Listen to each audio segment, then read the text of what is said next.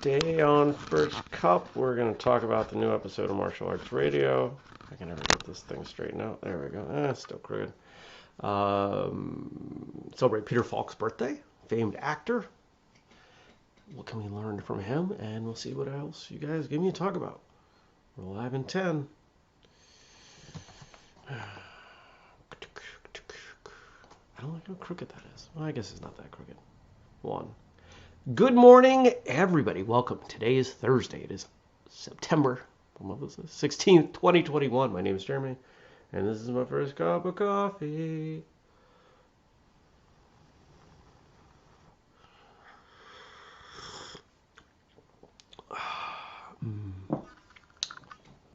So I hope you're all well. Hope you're having a good day. Look at everybody piling in already. You guys are ready. That makes me feel good. The idea that people wake up and they're like, okay, it's 6:30. I got to be at my computer. I got to be ready. Jeremy's going to go live. That makes me feel really good. It makes me feel good about myself. Thank you. Good morning, Jenny. Good morning, Daniel. Hope everyone is doing well out there. I had my last night of karate at that school yesterday. My trial ran out, and it just wasn't a fit. It's been a long time since I was at a school that wasn't a fit. And I learned a lot through that process. I learned a lot about what's important to me. Learned a lot, reminded myself a lot about what's important as a school.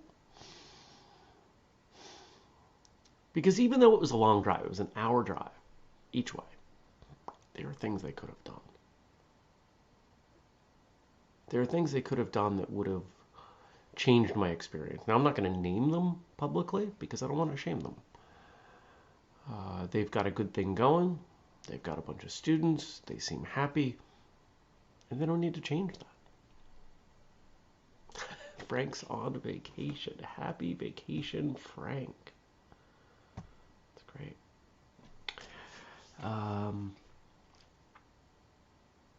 We had a decent class last night. You know, it was... I think the one thing I will say is that it's interesting to see different teaching styles. Feedback, correction, modeling, movement,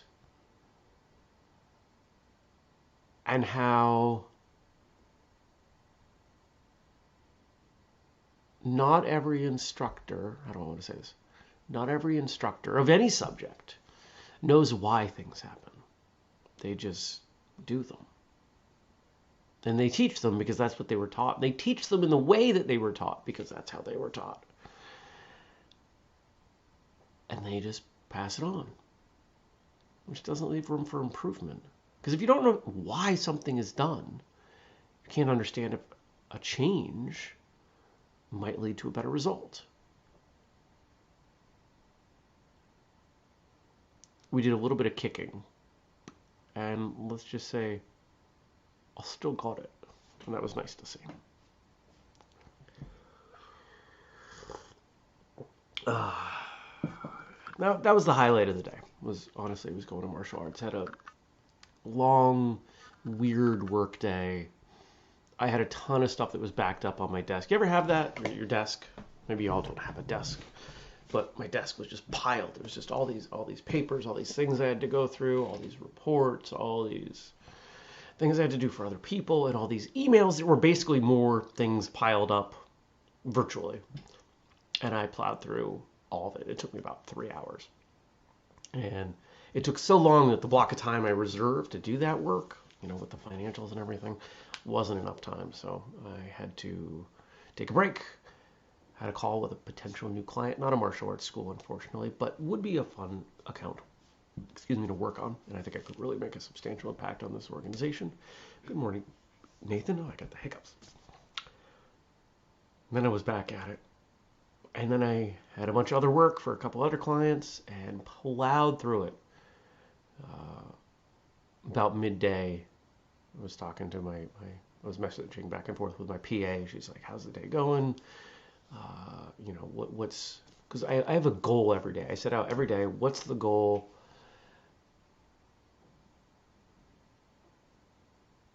And she pushes me on that. So it was like 11 o'clock. I hadn't I have a tracking sheet, you know, here are my goals for the day. And I hadn't put anything in. And by 11 o'clock, things had blown up. I started getting emails from clients at 7:30 yesterday morning. I was like, man. And I said, to actually finish what's on my calendar, which was an accomplishment. And I did it. And I did it by 3:45, which was pretty awesome. So I was proud of myself. Good morning, Stacy. Stacy says, oh, not that quote. Stacy says, yay for personal assistance. I completely agree. And Daniel says, jobs piling up gets to be overwhelming, gets to the point where I'm so busy trying to work out what I should do first, I actually get nothing done. I really should plan more. Well, I can respond to that because I experience this most days. My advice there would be to spend a little bit of time accepting that planning is important. For people who are trying to be hyper-productive and are constantly behind the 8 ball on work, it can feel like adding one more thing, such as planning, is irresponsible and unproductive. But it's also the only way to do it. Because otherwise, you run the risk of not taking the time to really think about how the day is going to come together. What am I actually going to be able to do? Well, I have to get this done. Okay. But can you? Are you going to be in the right mind space? Do you have enough time? Are there other people who need to get something done before you can do it? I try to front load the thing I don't want to do or the thing that requires the most creative energy. So when I was working on developing new training programs, those were first thing of the day. Because if I left them for after lunch, my brain didn't work as well. I wasn't going to get good work done then. I knew that. So I had to do it in the morning. I've also had to accept that I'm not going to get everything done that I want to get done. And sometimes people aren't going to be happy with that. But far more often than not, people don't mind. Because somewhere in there, I've got a lot of clients and a lot of people. And when I finish something and send it to them, now I've given them something to do. And they don't mind that I haven't given them something to do. It's okay. Daniel says, I probably shouldn't take 30 minutes out every lunchtime to watch First Cup, really. Well, I don't know what you're doing while you're watching. I'm guessing you're eating. If you're eating, you got to eat. And the idea of working lunches, like, that's fine. But it's not. Every study done on the subject of productivity related to breaks, rest, etc., has shown that when you rest, when you take breaks, short ones throughout the day, you are more productive. I understand that there's a personality type, I am one of them, where that is not our instinct. Oh, I gotta get this done. And you go into that panic mode. Again, but you gotta take breaks. You gotta relax. You gotta go for a walk, something.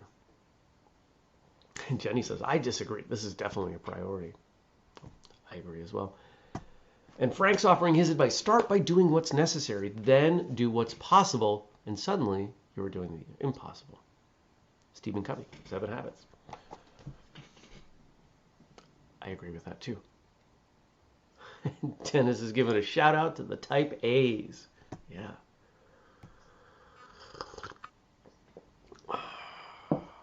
Oh, Stacy, you're too kind.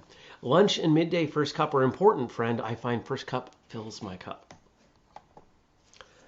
Those of you watching, if you're on Facebook or YouTube, I don't know, or Twitch. I don't know if anybody's watching on Twitch right now. You want to throw a thumbs up or a like or whatever on whatever platform you're watching. Help us spread the show.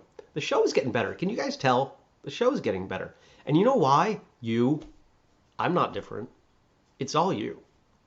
The fact that you're here and we're having conversation, super fun. Coffee's good. Crazy rain last night. Kind of rain where you're like, oh, Actually, we had some really heavy rain about 2 o'clock. I was afraid we were going to lose power and my day was going to get shot. But on the drive home last night, it was, you're not quite hydroplaning, but you're like, the car's not quite stuck to the road the way I would like it to be. Yeah, that was going on. Oh, look, we got some more likes and hearts. Thank you, all of you. So it's Thursday, which means time for another First Cup episode. No, martial arts radio episode. There we go, Jeremy. Let's. I'm still waking up. You know how this goes. Everybody's loving the episode with Cynthia Rothrock from Monday. Getting a bunch of feedback on it, which is super cool. All right. We've got for you today episode 641. It's another rapid fire. Now, this was part of a batch where the audio was a little rough, but we've fixed it moving forward. So if you know what? You'll figure it out if you want to watch it or not. But it's a good episode, and the next Q&A episode, let's see. I think it's going to be for 8. I don't know when we're recording that. Maybe it's for 9. I don't know. Anyway, at some point soon, we've got some fun new stuff to incorporate with the Q&A episodes. Those episodes may start becoming what I would call our anchor episode. One where we do a bunch of really cool, fun stuff.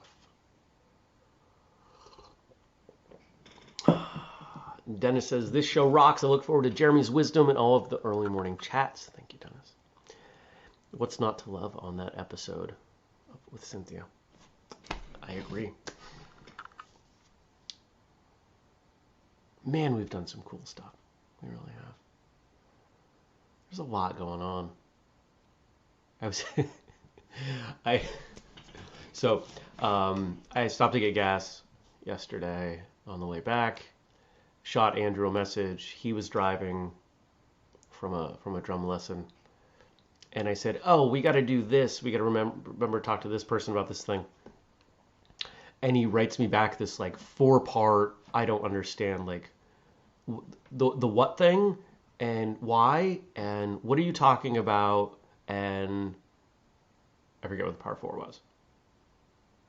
And I laughed and I called him, and so we were talking while we were driving.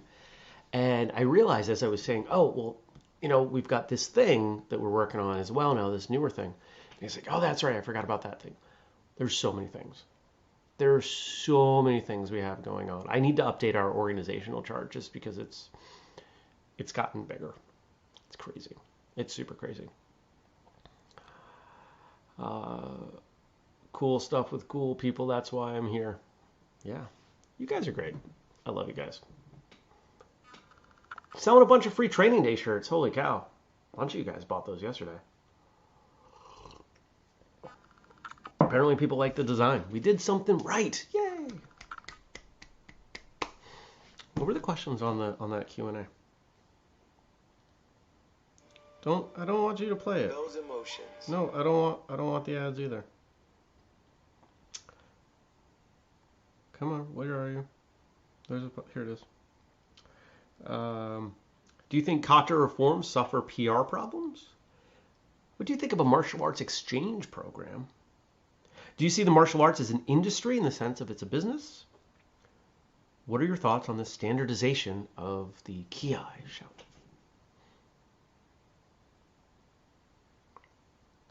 Do super fun movies like Kung Pao and Beverly Hills Ninja hurt martial arts reputation?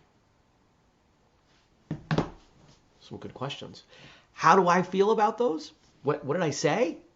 I don't remember. But you can watch or listen to the episode and hear or watch me answer them. I like doing those episodes. Some of you guys need to be better about emailing Andrew. Andrew does a lot. He needs some help. He needs you to help him come up with questions to ask me. They could be fun. They could be mildly at my expense. They could be, I don't know. They could be pretty much anything.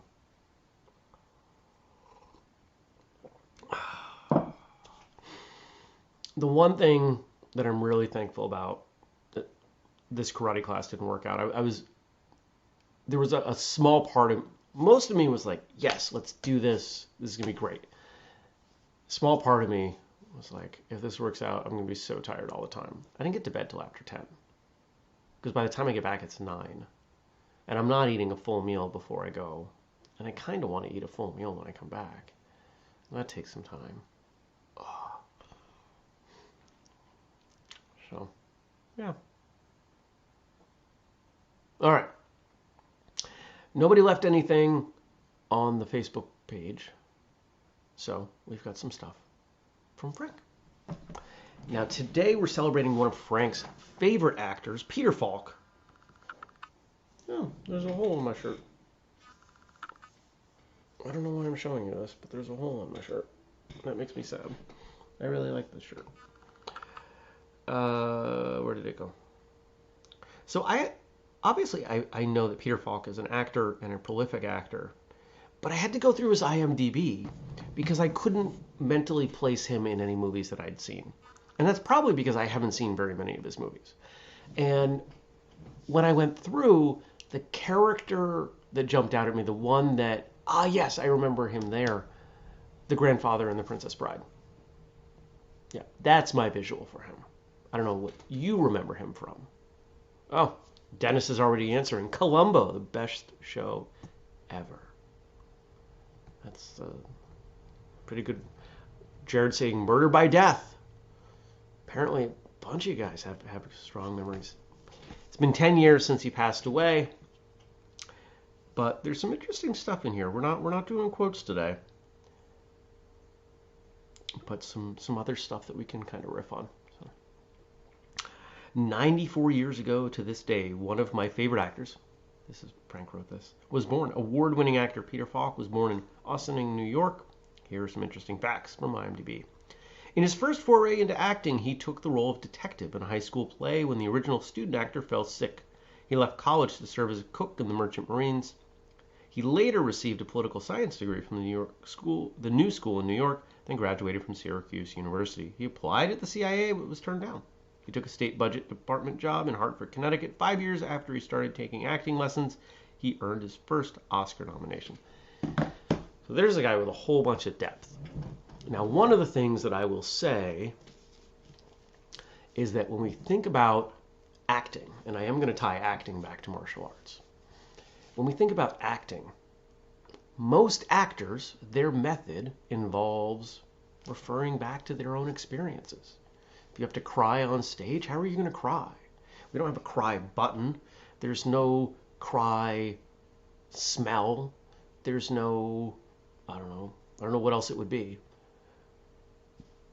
They have to think about something sad. If you're trying to represent a situation that's really positive or scary, most actors are, at least in part, going to be referring to things that they've experienced. Sounds like he had quite a few experiences. And to do all those things at a young age, and then to jump into acting and see success, probably a result of that. We're in this interesting time where a lot of people want to specify. They want to do one thing, and they want to go whole hog on it. We see this, the place I really see it, and if you own a martial arts school, you probably see it as well. Parents throwing their kids in, because a lot of them are too young to really make the choice themselves, to a single sport, 3-4 seasons a year. Soccer, they're travel soccer and this soccer team, and they're on like 6-8 soccer teams through the year. Oh, we can't come to martial arts today or the next week. We've got to this or that. And yet, when you look at the best athletes, truly the best athletes, did they specify? Michael Jordan wasn't a one-sport athlete. Who else we got? You got a couple really famous two-sport athletes, Deion Sanders, Bo Jackson. When you talk to college and pro-level athletic trainers, the people that they have on their teams who are most resilient played a bunch of different sports. It's better for the conditioning of the body. I'm a firm believer as martial artists that we should be doing other things to support our martial arts. If you look at martial arts as a lifestyle, what should we be doing to make martial arts, our martial arts, better? Here's an unpopular opinion.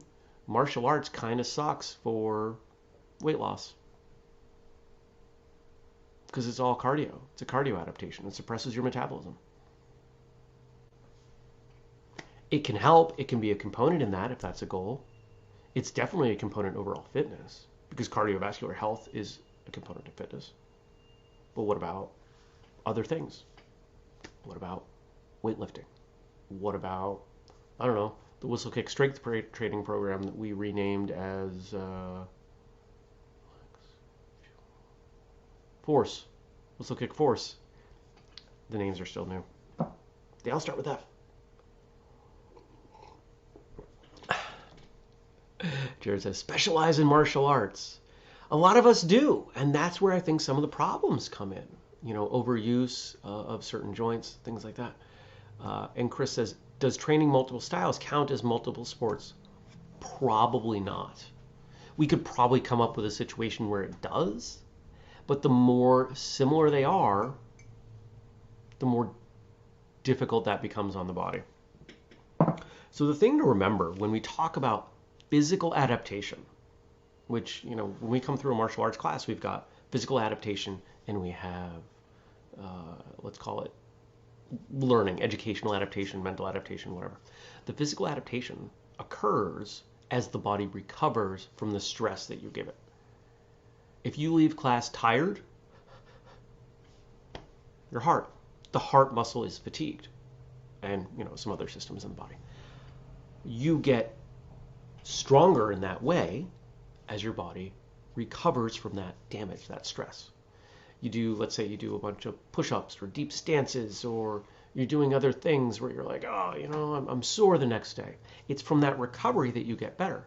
And if you're hammering on your body even 2, 3, 4, 5 days a week and you're constantly sore, you're fatigued, that's a sign that you're overtraining in that way. Doesn't mean you couldn't go for a walk. Doesn't mean you couldn't. You know what I do frequently? Most of you know I lift weights. It's been a big part of my life for a long time, and it's kept me healthy, and it allows me to do pretty much whatever I want. One of the things that's happened a lot with this karate class I was taking is a lot of abs, a lot of core work. When I go to the gym and I lift, do I do more core work when my abs are already sore? No. That would be dumb. Then I'm overtraining them. Just because it's on my workout sheet doesn't mean I need to do it. I just get out a little bit earlier. That's okay.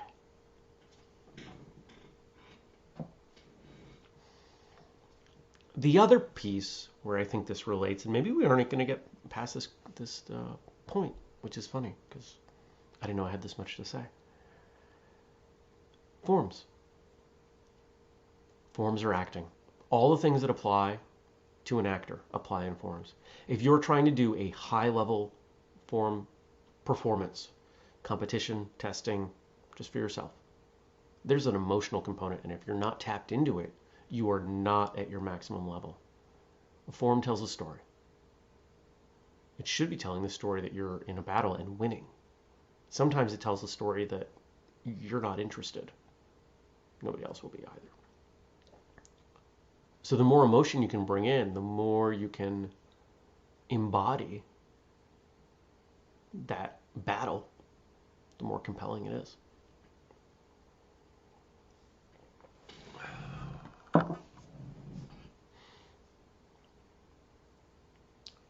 His right eye was surgically removed at the age of 3 because of cancer. Holy crap. It's gotta suck for a little kid. Man. One of his greatest passions was drawing and sketching.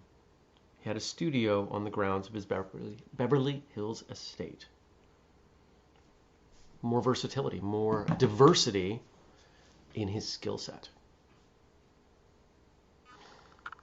We've had, what was her name? I don't remember her name. There was a woman living in Japan who kind of transitioned from conventional, traditional martial arts into calligraphy. And the similarities blew my mind. And it's part of why I like the Chinese term Kung Fu, because it just means mastery. It doesn't necessarily mean martial arts, even though that's how we use it here in the Western world. If you immerse yourself in something, if you get good at it, think of all the things that it brings you. If you get good at, I don't know, playing soccer or baseball or calligraphy or gardening, it's going to make you a better martial artist. It might not be significantly better, but it's going to make you better. Think about it. Oh, in reference to the eye, Jenny's husband Matt says, or it's really cool because you can pop your eye out to scare other people. I suppose that is a way to look at it, and probably the best positive way you could look at it. I like what Jared's saying here. Specialization makes you employable. Diversity makes you human. Well, there's also a point where one could say, that's not a good sentence, Jeremy. Having some diversity makes you even more employable. What jobs could I go get right now? I'd get a marketing job. I'd get a management job. I can get a tech job. I can get a web job. I've got a lot of skills. I'd get a job teaching martial arts. What else am I good at? I could get a dishwashing job. Pretty solid at that. I've joked with people, I was a professional dishwasher. Because I was. I got paid for it. I went pro. Most of you are just amateur. That was fun. Good stuff. All right. Go check out that episode. And as you're listening or watching to that Q&A episode, I hope you will reach out to Andrew, give him some stuff for the next one. Andrew at whistlekickmartialartsradio.com. I hope you'll think about some things that we can talk about tomorrow for Friday. Woo! And you will leave them on the Facebook page. Whether you're watching live or you're watching or listening later, thank you. I appreciate you. And remember, if you want to support us, two best ways. You've got the code FirstCut15 to buy anything at all at whistlekick.com. Or you can support us on the Patreon, patreon.com/whistlekick. And that's going to get you even more of the same, but exclusive content that you're not going to find anywhere else. If you don't do Facebook, if you're not going to be able to leave comments over there, the next best place to leave comments or questions or whatever for the show, email me, jeremy@whistlekick.com. And of course, you can email me for anything.